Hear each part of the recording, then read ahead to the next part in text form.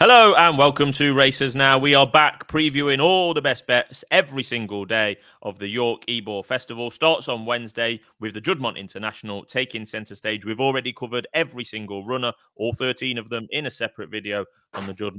In this video, it's going to be wham, bam, thank you, ma'am. Smashing in with the winners. SD continued his great form over the weekend. 17 runner race at Ripon, 11-1 winner. An 18 runner race at Ripon, the Great St. Wilfred, an 11-1 winner. He's flying, absolutely flying. SD, how much are you looking forward to York? I hate the place. I mean, really, just fucking hurry up till the weekend. I'll be going to Newmarket in Yarmouth this weekend. I mean, it's just, I think from a surface point of view, it's a terrible race to bet in.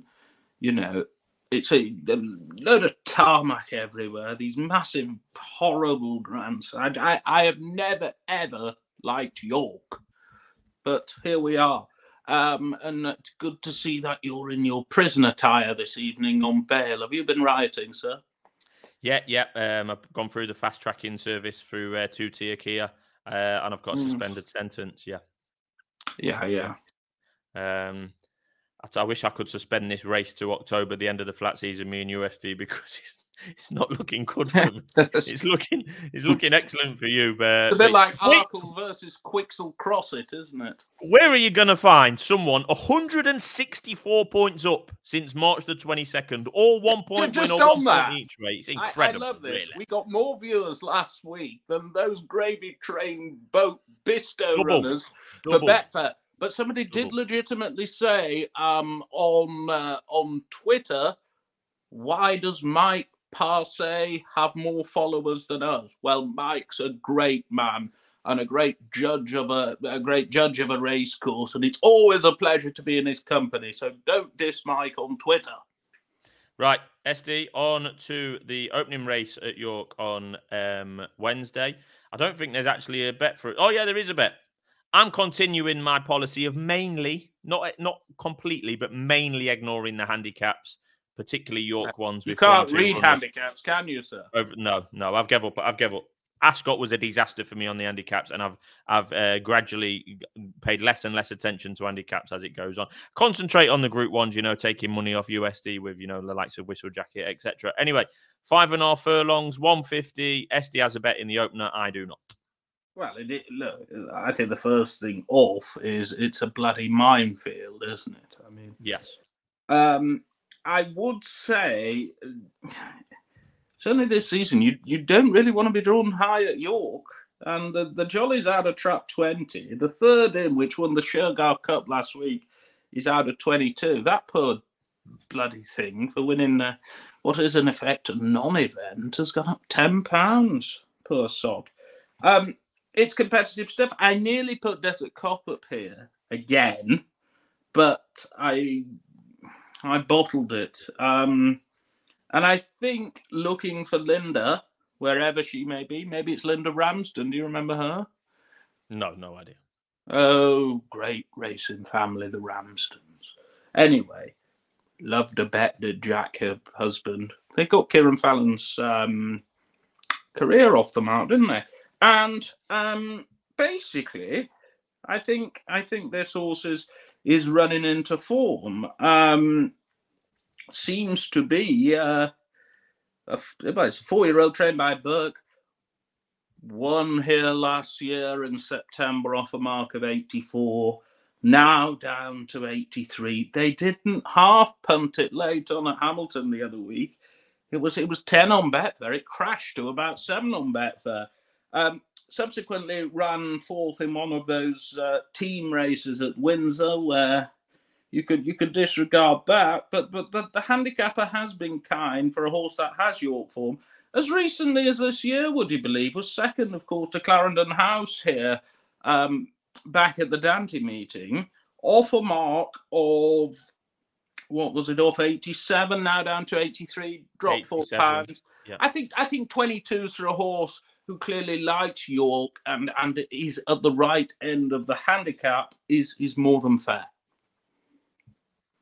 Excellent. Moving on to the Acomb 7 furlong Group 3. This is a belter. This is Godolphin versus Coolmore, Ruling Court versus the Lion in Winter. Both bang impressive when winning their respective debuts. Form of those debuts has been boosted since. A proper juvenile showdown, if you ask me. It's any prices you like about the other 11 runners, although that wouldn't stop me from getting involved on one at a bigger price. But yeah, this is Ruling Court 6-5. Really, really impressive on debut at Sandown. Went off odds on. And the Lion in Winter is 2-1. I wouldn't be looking to have a bet at the top of this market. Sit back and enjoy. Yeah, I mean, they're almost betting. What are they betting? They're 5 on one of these horses wins. Well, it's 20-1 after that. The next best, yeah, the next shortest price. Roughly speaking, if you couple them, they're 5 on. Now, should they be 5 on? After all, they've only both won a maiden. The horse Ruling Court was beaten at Newbury on Saturday, albeit it was 8-1, but nevertheless, 5 on for 2 horses that have won maidens. The amount of hyped horses we see, and I'm not necessarily saying these were hyped. Ruling Court and both the Lion in Winter won very well, but it is their first start in stakes company. And as a consequence, as you say, they're betting 20 par 2. I think there's some value in the race, and I think the value lies with Rajeko, providing, of course, James Doyle doesn't ease up prematurely on it, or the horse tries to jump the line like at Windsor tonight, which was the official given explanation. Matt Chapman, the biggest gravy trainer out there, came on Twitter and said, give him a round of applause, blah, blah, blah. Look, we are quite entitled to slag jockeys off when they make a mistake and try and take the mickey out of us. I did not have a bet in the race. Nonetheless, we cannot have members of the media shoving their noses up people's arses just because they think it makes them look better. It's disgraceful. Back to Rajeko. Well said. 4th at Newmarket, behind Whistlejacket. So Whistlejacket won well last week. Amori City came out, who was 3rd that day, and won the vintage at Goodwood very well, didn't it? This thing was only half a length behind that day, and there was a bit of a pace bias in the race. I thought 25s for a horse like this on just his 3rd start was very, very tasty. So I backed him earlier on today at that. I think that's far, far too big. Far too big. Crying out for the step up in trip as well, Rajeko. Every so often, I will have a race where it was going to be a no bet for me, and it is. But SD has talked me into one there, so yeah, I think he's got a fair angle there. And you are backing it without the favourite as well, SD? Is that correct? Yeah, I mean, I think 14s is perfectly fair without. I think it's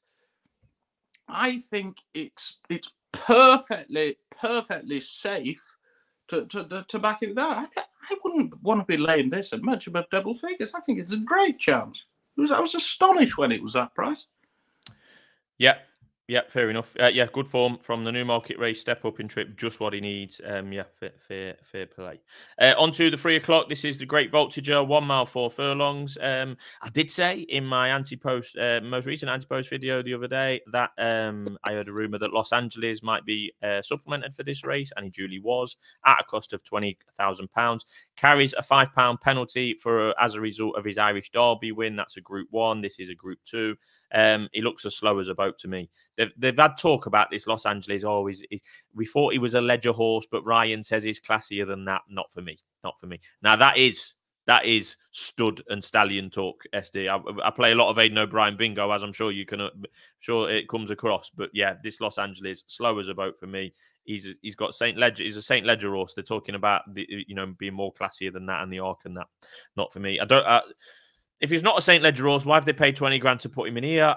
It just doesn't make all that much sense to me. That's not to say he can't win, but he's not very sexy. We sometimes use that description, don't we, SD? Well, I have used it. He's just very boring, isn't he? Yeah. It's a bit like, a Citroen car. I thought he was going to. You had an open door there to say Skoda, and you didn't. But yeah, Los Angeles is Skoda's the one for the what is it? The poor man's golf. Yeah, like me. So Los Angeles is 6-4. King's Gambit's in there at 9-4. Clearly, he's not as good as I thought or hoped he was earlier in the year. I made a big statement about Are you him. admitting it? Well, he could still prove it, but King's Gambit ran in that race last time against Alflaile. That was a complete mess of a race. There was no pace. So it was one of the strangest races of the whole season, really.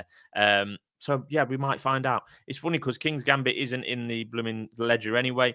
I put up Dear a Mile 12-1 anti-post for this. He's only 9 now. I would still back him again. If someone's listening to this and didn't see the anti-post video, back Dear a Mile at 9-1. I really do quite like the horse. He's got ledger written all over him. He's had a bit of a midsummer rest, plugged on in the Derby in a slightly eye-catching manner, although that form is questionable anyway, as we've already said. There's only 6 runners. I'm on Dear a Mile. I've anti-posted Dear a Mile. I'd happily back him again at 9. I suspect what happens in this is at various points in the race, Los Angeles looks beaten, probably wins. King's Gambit comes there, might not stay, and Dear a Mile will come third. There you go. I couldn't have Illinois. I didn't quite understand why Illinois was so short. I'd certainly have Dear a Mile a bit shorter than Illinois. Yeah, I would tend to agree with that as well. We have covered the Judmont in a separate video. I'm not going to go to SD, but I am going to tell you the bets that are advised. SD likes Maljoom, each way 28-1, 3 places, all covered on the separate video. He also likes Maljoom, stepping up in trip without the favourite. The favourite is here, Troy, 18-1. He also likes Ghostwriter each way, and I tend to agree with him a little bit, but I prefer Zarakem in the Judmont International. That's 3:35 on Wednesday, covered in a separate video. I like Zarakem each way at 16s. I did have another bet, actually, SD, at York on Wednesday. Did you really? Just before you do, of course, here's the opportunity to tell you, Mick Walsh will be at York this week. He will be his representative, Henry.